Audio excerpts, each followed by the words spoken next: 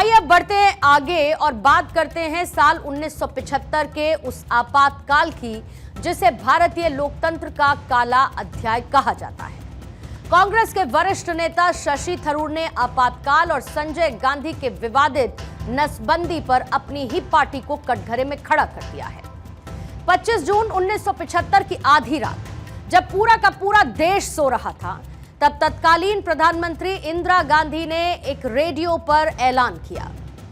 राष्ट्रपति ने आपातकाल की घोषणा की है। ये वो पल था जब भारत का लोकतंत्र अचानक से जेल खाने में तब्दील हो गया। नागरिक स्वतंत्रता छीन ली गई, प्रेस पर सेंसरशिप थोप दी गई और विपक्षी नेताओं को जेल में डाल दिया गया। शशि थरूर ने मलयालम अखबार दीपिका में इसे लोकतंत्र पर काला धब्बा बताया। उन्होंने ये कहा कि आपातकाल सिर्फ इतिहास का एक दाग नहीं है, बल्कि एक सबक है जिसे हमें याद रखना चाहिए। और शशि थरूर ने अपने इस आर्टिकल में स्टेरलाइजेशन कैंपेन की भी बात की, जो कि इसी इमरजेंसी आपातकाल का सबसे विवादास्पद पहलू था। और उस वक्त भारत की जनसंख्या तेजी के साथ बढ़ रही थी। साल 1951 में भारत की आबादी 36 करोड़ थी और अनुमान था कि हर साल 5 लाख की बढ़ोतरी होगी। और इसे नियंत्रित करने के लिए संजय गांधी को नसबंदी अभियान की कमान सौंपी गई। लेकिन यह अभियान अनुशासन और व्यवस्था के नाम पर क्रूरता का प्रतीक बन गया। आंकड़ों की बात करें तो एक साल में लगभग 60 लाख लोगों की नसबंदी करा दी गई।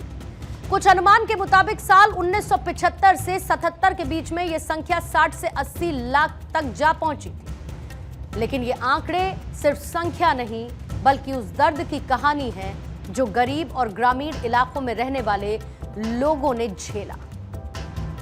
लोगों को जबरदस्ती बस में ठूसा गया, लालच दिया गया और कई बार हिंसा तक का सहारा लिया गया। सरकारी कर्मचारियों को बकाया वेतन के लिए स्टेरलाइजेशन का प्रमाण देना पड़ता था।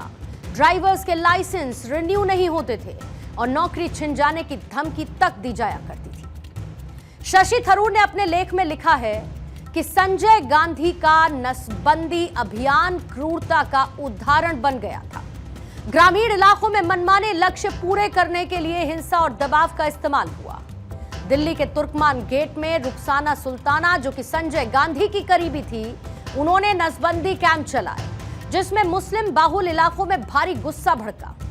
18 अक्टूबर 1976 को मुजफ्फरनगर में इसी नसबंदी के विरोध में पुलिस फायरिंग में 50 लोगों की भी मौत हुई। पूर्व प्रधानमंत्री इंदिरा गांधी ने आपातकाल को आंतरिक अशांति और बाहरी खतरे के नाम पर जायज ठहराया। लेकिन हकीकत यह थी कि साल 1975 में इलाहाबाद हाईकोर्ट के जस्टिस जगमोहन लाल सिन्हा ने उनके चुनाव को अवैध घोषित कर दिया था। और इसके बाद इंदिरा गांधी ने आपातकाल को लागू कर दिया। यह कदम उनकी सत्ता, उनकी कुर्सी को बचाने की कोशिश थी, लेकिन इसने लोकतंत्र के मूल ढांचे को डेंट देने का काम किया। शशि थरूर ने अपने आर्टिकल में लिखा है कि आपातकाल ने दिखाया कि कैसे धीरे धीरे आजादी छीनी जाती है।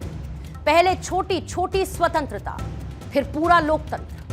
उन्होंने यह भी कहा कि उस दौर में हिरासत में टॉर्चर और हत्याएं एक आम बात थी, जिससे शायद दुनिया अनजान रही है। यहां पर आपको यह भी जानना चाहिए कि आपातकाल की दीवार के पीछे चल रहा स्टेरलाइजेशन अभियान, नसबंदी कार्यक्रम आखिर इतना विवादास्पद था कि इस साल 1977 के चुनाव में इंदिरा गांधी की हार की एक बड़ी वजह बना। कांग्रेस का वोट शेयर उत्तर प्रदेश और बिहार जैसे राज्यों में बुरी तरीके से गिर गया, जहां पर नसबंदी अभियान सबसे एक्सट्रीम तौर पर चलाया गया था। साल 1971 में कांग्रेस को जहां 352 सीटें मिली, जो 1977 में घटकर 154 रह गई। इंदिरा और संजय गांधी दोनों अपनी सीट हार गए और यह जनता का आक्रोश, उनका यह गुस्सा था, जो कि बैलेट पेपर के जरिए बाहर आया था। दूसरी तरफ दक्षिण भारत में कांग्रेस का प्रदर्शन इन कंपैरिजन फिर भी ठीक था, क्योंकि वहां पर नसबंदी जैसा कोई कैंपेन न के बराबर चलाया गया था। अब आज की बात करते हैं तो शशि थरूर का यह आर्टिकल ऐसे समय में आया जब उनकी पार्टी के साथ उनके मतभेद जग जाहिर हैं। उन्होंने न सिर्फ आपातकाल को क्रिटिसाइज किया बल्कि इंदिरा गांधी और संजय गांधी के फैसलों को भी कटघरे में खड़ा कर दिया। और यह पहली बार नहीं जब शशि थरूर ने पार्टी लाइन से हटकर कोई बयान दिया हो। हाल ही में उन्होंने ऑपरेशन सिंदूर की तारीफ की, जिसके बाद कांग्रेस अध्यक्ष मल्लिकार्जुन खड़गे ने उन पर तंज कसा। कुछ लोग इसे थरूर का कांग्रेस से दूरी बनाने का संकेत मान रहे थे, तो कुछ इसे पार्टी के अंदर इंट्रोस्पेक्शन की शुरुआत बता रहे थे। No one had any doubt, and we were not asked for evidence, but media have asked, and so you are speaking for your tribe in that in 2 or 3 places media asked this question. Let me say very clearly that India would not have done this without convincing evidence. We dealt with them. We either got the terrorists or killed them. Minimal damage, very little loss of life. We dealt with it.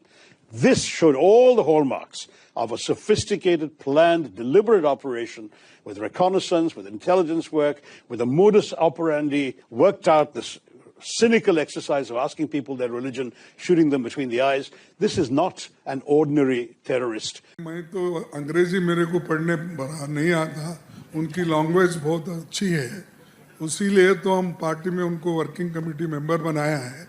तो लेकिन मैं ये कहना चाहता हूँ कि पूरे लोग, अपोजिशन के पूरे लोग मिलके हम बोले कि देश बड़ा है, सबसे देश के लिए हम सभी लोग मिलके काम करेंगे। थरूर ने अपने इसी आर्टिकल में यह भी कहा है कि आज का भारत साल 1975 का भारत नहीं है। हमारा लोकतंत्र अब ज्यादा मैच्योर, कॉन्फिडेंट और स्ट्रांग है। लेकिन इस एक आर्टिकल ने आपातकाल के विजुअल्स को एक बार फिर से आंखों के सामने ला दिया। इससे हम ये समझ सकते हैं कि सत्ता का दुरुपयोग, चाहे वो किसी भी पार्टी की तरफ से क्यों ना हो, लोकतंत्र को कमजोर करता है। यहां पर हमें यह भी समझना चाहिए कि लोकतंत्र कितना सेंसिटिव है। संजय गांधी का स्टेरलाइजेशन कैंपेन और इंदिरा गांधी के फैसले उस समय की गलतियां थीं, जिन्हें शशि थरूर ने बेबाकी से उजागर किया। ऐसे में यह आर्टिकल न सिर्फ कांग्रेस के लिए बल्कि एक आईना है, हर उस व्यक्ति के लिए एक चेतावनी भी है जो कि लोकतंत्र को हल्के में लेता है। और दूसरी बात, राहुल गांधी संविधान की किताब लेकर अपनी पार्टी का प्रचार करते रहते हैं। क्या वो आज इन बातों को एक्सेप्ट करेंगे? क्या वो अपनी पार्टी के बड़े नेता होने के तौर पर इसको लेकर एक वंस एंड ऑल क्लैरिटी देंगे? क्या वो आज ये बात साफ कर सकते हैं कि उनकी पार्टी इतिहास में किए गए इस काम के लिए गिल्टी है? These are just plain and simple questions Rahul Gandhi must answer.